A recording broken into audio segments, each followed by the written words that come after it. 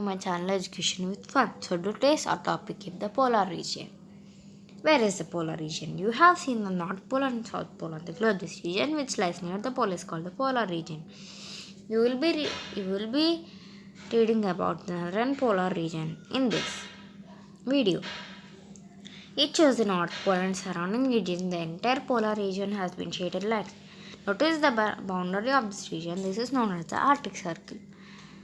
The northern part of the continent within the polar region is known as the tundra. Tundra means very cold. Since the tundra region gets very little sunlight, it has a unique type of vegetation known as the tundra vegetation. Seasons in the tundra. In the tundra region, it is extremely cold. It is difficult to even imagine the cold. The tundra in India, then the sun rises and sets every day. But this does not happen in the tundra. It is almost dark throughout November, December, and January. Since the sun does not rise at all, this is the winter of tundra and it is bitterly cold during the summers. You know that when it is extremely cold, water freezes to become ice. In this extreme cold, the water of the rivers, lakes, and seas freezes. Strong cold winds blow and there is heavy snowfall. Due to severe cold, dark, and icy conditions, all the plants die. Even birds and animals leave this region and migrate elsewhere. The whole region becomes dark, deserted, and desolate. Summer. The sun begins to shine in the tundra around February, March. In the beginning, the sun shines for a maximum of an hour and a half and then sets gradually. It lengthens to 2 hours, 6 hours, 8 hours, 16 hours, and finally 24 hours. Then, for almost 3 months, from May to July, the sun never sets. It shines all 24 hours, but the sun does not rise overhead. It just hovers a little above the horizon. The horizon is a place where the earth appears to meet the sky. Since the sun does not go high up in the sky, it is never very warm. Even in the 3 months of summer, it is cold, but it is comparatively less cold than the winter months. Due to relatively warm weather, some of the ice melts. The rivers which are frozen during the winter melt and begin to flow. The lakes of fill up and huge chunks of ice break or float into the ocean as icebergs. The land which was frozen and desolate in winter comes alive with a color during summer. When summer approaches, many multicolored plants, lichens, grass, shrubs, and berries sprout all around. They bear flowers and fruits for colors of different colors. Many birds and animals come to feed on them. Vegetation. Due to cold, the upper soil surface of the region is frozen into a rock-like state all through the year. This is called permafrost. As there is little snow, only some plants can grow. The underground soil being hard, it is difficult for trees to grow. Even if they manage to grow, the trees get damaged and uprooted with the strong winds and storms. So most of the tundra region is treeless. The people of tundra regions, Eskimos. The Arctic is a region of vast treeless plains, icy seas, and barren rocky islands. This harsh, cold land is the home of the Eskimos. They live in the scattered settlements in Greenland, Canada, Alaska, and Siberia. For thousands of years, the Eskimos were isolated from other people. They lived by hunting and fishing, and they developed a way of the life well suited to their homeland. The Eskimos' traditional way of the life developed to meet the challenges of the far north. This section describes that way of life, which the Eskimos followed until recently. The most commonly accepted meaning of Eskimo is snow shonator. There are two main groups referred to as Eskimos, Inuit and Yupik. Inuit in their language means the people of the real people. The Eskimos are descendants of Siberia, now a part of Russia and the northern Asia. Eskimo languages have been spoken for thousands of years, but they were not written down until modern times.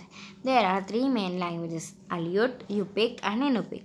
The Eskimos first entered North America about 5,000 years, crossing the Bering Strait from Asia. Today, the Eskimo population is not large, but it is growing. Group life. The Eskimos live in fairly small groups. There are villages of over 500 people on the northern Alaska coast. typical group might have 25 to 45 people. Eastern groups move from place to place throughout the year, following a fairly fixed order of seasonal activities. They spend the winter near the coast hunting for seals and fishing.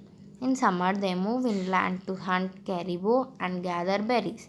Sometimes they cover a circuit of about 1100 kilometers. They cross snow and ice on sledges pulled by dogs, and they travel on water in open boats called miaks. In the recent times, motorboats have largely replaced sledges and kayaks. Close cooperation is important if the members of an Eskimo group are survive in their harsh land. Group members would work together in activities such as hunting. For example, in eastern groups, 10 to 12 hunters would be needed to harpoon seals at their breathing holes in the winter sea ice. Much larger groups, over 100 people, would work together to hunt caribou and large sea mammals such as whales. Some activities are carried out by individual and small family groups, tracking bears, fishing with nets, and gathering berries, hunting and fishing. Because they depend on hunting and fishing to live, Eskimos are highly skilled at these activities. Caribou hunting is essential for nearly all Eskimo groups. Caribous are hunted in the inland during summers and early autumn. In some places, our caribou are driven by rows of people into lakes or narrow streams where they are spread hot with bows and arrows or even harpoons. Sometimes Eskimos set up piles of stones in long lines to the caribou. The stones look like people in the distance. The caribou would turn away from the lines of stones and be caught. For some groups, fishing is important as hunting. Fish are netted deep muddy waters or through holes in the ice. They are spreaded in shallow, clear waters and there were slow dams of stones placed across streams. Fish are chased into the weir by people wading in the stream and are caught by skilled hunters with three-pronged spears. Eskimos also used barbless bone hook on short lines to finish through holes in the ice winter or from the edge of the ice in spring. Seals are harpooned from the edges of ice floe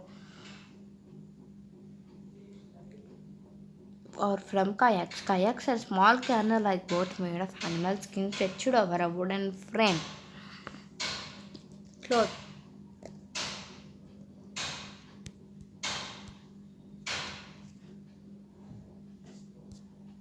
Shelter.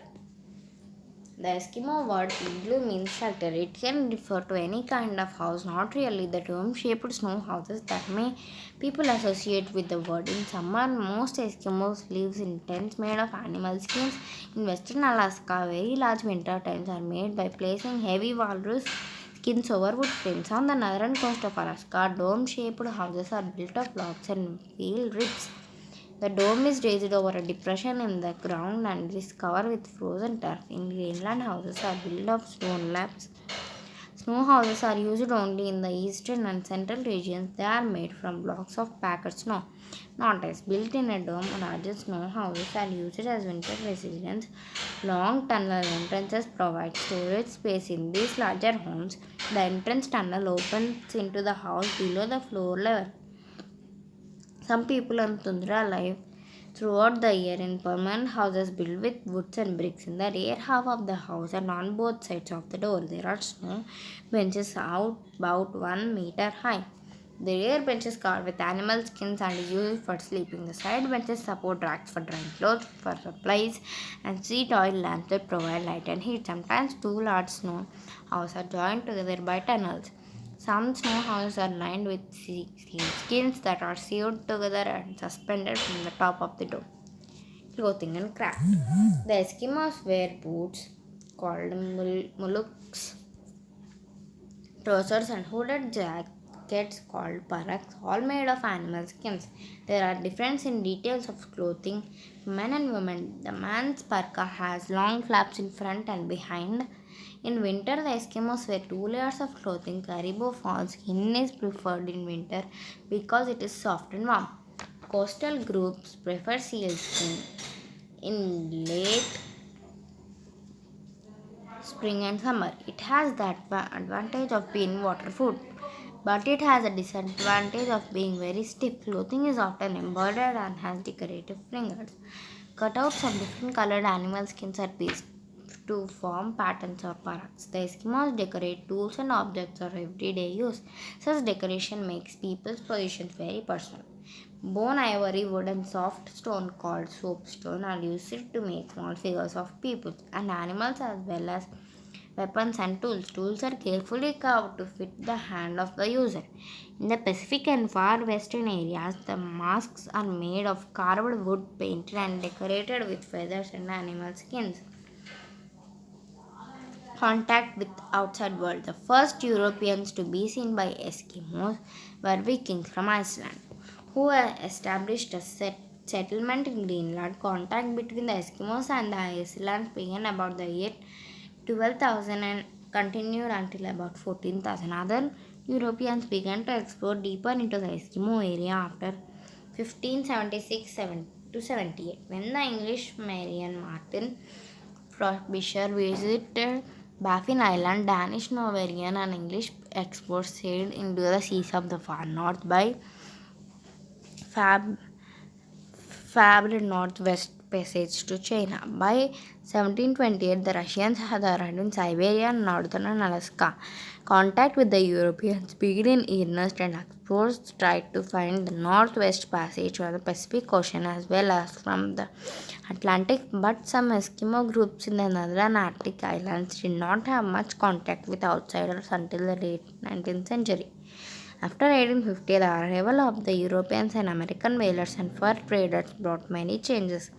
Eskimos worked for the whalers and sold furs to the traders. The outsiders in turn provided a steady source of metal tools and rifles. Because of the new tools and weapons, and the new demand for fur, animals were hunted and killed in greater numbers in some areas. Animals such as caribou and seals were hunted almost to extinction. These outsiders brought a new disease to which the Eskimos had no immunity or natural resistance. Smallpox, tuberculosis, influenza, whooping cough, pneumonia, mumps, scarlet fever, and diphtheria were the most dangerous of these diseases after late 18,000s. Large numbers of Europeans began to live here around in the Arctic, and these diseases became very serious. The pattern of the relationship between the Eskimos and outsiders has been described as boom and bust. Waves of outsiders have brought brief periods of wealth, education, and employment.